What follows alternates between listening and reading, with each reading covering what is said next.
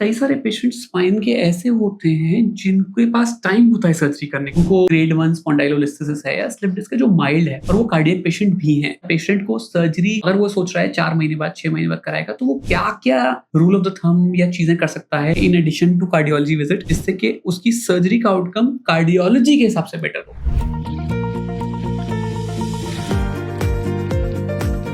हाय, तो ये एक और टॉक है डॉक्टर तोशी शर्मा के साथ, जो साउथ कैरोलिना में कार्डियोलॉजिस्ट हैं और इंटरवेंशनल कार्डियोलॉजी में बहुत अच्छा काम करती हैं। एक और बात इम्पोर्टेंट है जो मैं आपसे पूछना चाहता हूँ डॉक्टर तोशी, आप मुझे ये बताओ कि मेरे पास कई सारे पेशेंट्स स्पाइन के ऐसे होते हैं जिनके पास टाइम होता है सर्जरी करने का या जो इमरजेंसी नहीं है।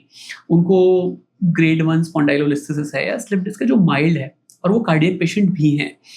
अब ऑब्वियसली आपके लिए ये बड़ा ब्लैंकेट वर्ड हो सकता है कि कार्डियक पेशेंट है, लेकिन अगर इन जनरल पेशेंट को ऑप्टिमाइज करना है हमको, या पेशेंट को सर्जरी अगर वो सोच रहा है 4 महीने बाद 6 महीने बाद कराएगा, तो वो क्या-क्या रूल ऑफ द थंब या चीजें कर सकता है in addition to cardiology visit, जिससे कि उसकी सर्जरी का आउटकम कार्डियोलॉजी के हिसाब से बेटर हो। ये बहुत अच्छा प्रश्न किया आपने। सबसे पहली बात तो है कि इन जनरल आपको कार्डियक डिजीज है या नहीं है, आप एक्टिव रहें। किसी भी सर्जरी से पहले एक्सरसाइज करें, रोज एटलीस्ट वॉक करें, या फिर जो भी आप एक्सरसाइज कर सकते हैं वो करें, क्योंकि उससे आपकी हार्ट की मसल स्ट्रांग रहेगी, हार्ट बीट फास्ट करेगा, तो आपको रिकवरी में भी ईजी रहेगा। दूसरी बात है, अगर आपको अपनी डाइट पर भी ध्यान देना चाहिए सर्जरी में जाने से पहले, ताकि आप ज़्यादा फैटी फूड ना खाएं, ज़्यादा तेल मसाले ना खाएं। उससे भी बॉडी लाइट रहेगी और मेटाबॉलिज्म अच्छा रहेगा, जो रिकवरी में हेल्प करेगा। अगर आपको ऑलरेडी कार्डियक कंडीशन है, जैसे कि आपको अगर हार्ट अटैक आ चुका है या आपके स्टेंट डल चुके हैं, तो आप ये एक बार अपने कार्डियोलॉजिस्ट से मिल लें, देख लें कि आप सही दवाइयों पर हैं या नहीं है। अगर आपको कुछ सिम्टम आ रहे हैं, चेस्ट पेन हो रहा है, आपको पहले हार्ट अटैक आ चुका है, तो आप मेक श्योर करवा लें कि आपका चेकअप हो जाए। स्ट्रेस टेस्ट वगैरह तो नहीं होना है जाने से पहले, ये चीज़ देख लें।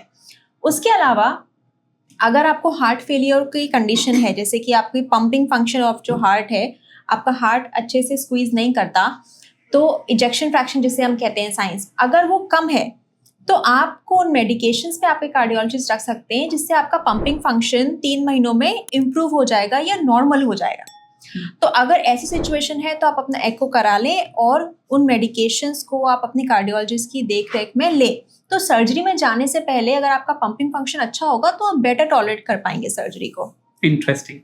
और अगर आपको एक्स्ट्रा फ्लूइड आपकी एड़ियों में आपको अगर सूजन रहती है या फिर आपकी सांस फूलती है, तो आपको हो सकता है कि ज़्यादा पानी हो आपकी बॉडी में, तो उसके लिए दवाई लेके आप मेक श्योर करें कि आपकी बॉडी में सर्जरी में जाने से पहले ज़्यादा पानी ना हो, क्योंकि अगर ज़्यादा पानी होगा तो फिर आपको जो इंट्यूबेट करेंगे सर्जरी में, उससे बाहर आने में दिक्कत रहेगी।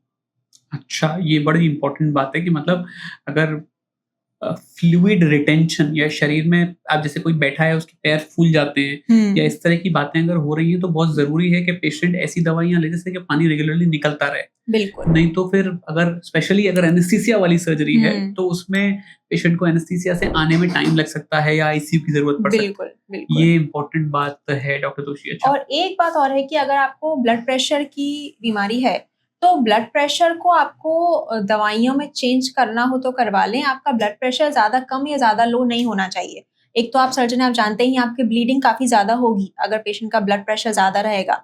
और उसके अलावा सर्जरी के आगे पीछे, क्योंकि सर्जरी में स्ट्रेस होता है, बॉडी में स्ट्रेस हार्मोन्स रिलीज होते हैं, तो अगर आपका ब्लड प्रेशर ऑलरेडी ज़्यादा है और भी ज़्यादा हो गया तो स्ट्रोक के चांसेस आपको रहते हैं, हार्ट अटैक के चांसेस आपको रहते हैं।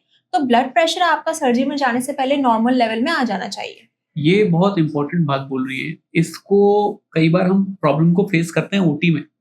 जैसे पेशेंट का अगर प्री इंट्यूबेशन या एनेस्थीसिया देने से पहले का बीपी अगर 180/100 के आसपास होता है, तो मेरे एनेस्थीसिया, अच्छा हम लोगों को बीपी लो चाहिए होता है जैसे कि ब्लीडिंग ना हो सर्जरी में, तो मेरे एनेस्थीसिया बीपी को एक लेवल से कम करने से मना कर देते हैं, क्योंकि वो बोलते हैं कि जो वाइटल ऑर्गन है, आपकी किडनी है, आपका लिवर है, आपका ब्रेन है, उसको ही ब्लड सप्लाई कम हो जाएगी क्योंकि बॉडी को ज्यादा पड़ी हुई है। अगर आपका जो भी ब्लड प्रेशर चल रहा है, जो आपने बात करी, इसको मैं ज्यादा स्ट्रेस, कितना भी स्ट्रेस देके बताऊं वो कम ही है कि अगर आपका रेगुलर बीपी जो नॉर्मल बीपी की रेंज है उसमें नहीं आ रहा है, जो आपके आप रोज चेक करोगे, तो आपकी सर्जरी में में सर्जन को स्ट्रगल होगा, और कोई भी काम अगर इलेक्टिव है, अगर इमरजेंसी है तो अलग बात है, तो वो सही से प्लान तरीके से होना चाहिए। अगर आपकी सर्जरी 2 हफ्ते बाद है तो मेरे ख्याल से 2 हफ्ते में भी अगर सही से दवाई ले ली जाए बिल्कुल तो बीपी कंट्रोल में आने लगता है, और उसको मॉनिटर करना अत्यधिक जरूरी है। और आजकल मॉनिटरिंग इतनी आसान है, आप घर में एक सिंपल अब घर में आप अपना आर्म लगा के ऑटोमेटिक से भी आप मॉनिटर करके आप monitor अपने कर कार्डियोलॉजिस्ट से डिस्कस कर सकते हैं। सो थैंक यू तोशी जी, आपने बहुत सारी इंपॉर्टेंट बातें बताई, इससे मेरे दर्शकों को सीखने को मिला है और प्रैक्टिकली मेरे को भी बहुत कुछ सीखने को मिला है। आपका बहुत बहुत धन्यवाद। Thank you.